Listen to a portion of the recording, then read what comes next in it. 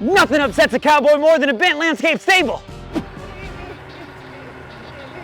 That's why I switched to these 6-inch landscape staples. They make life a breeze. Sandbaggy's 6-inch 9-gauge staples are 20% thicker than our competitors' 11-gauge staples.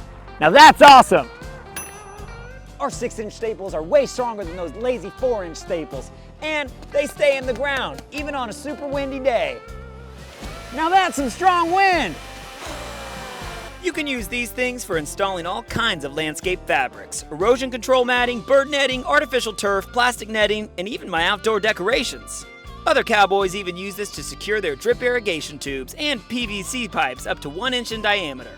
They have sharp, chiseled, pointed ends, making them super easy to dig into the ground, so you can spend your time doing other things, like learning to lasso. These Sandbaggy 9-gauge staples are available in 2 styles.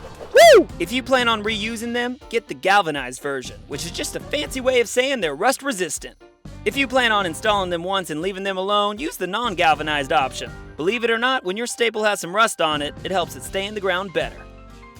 We recommend separating each staple 2 to 4 feet and using a rubber mallet for easy installation.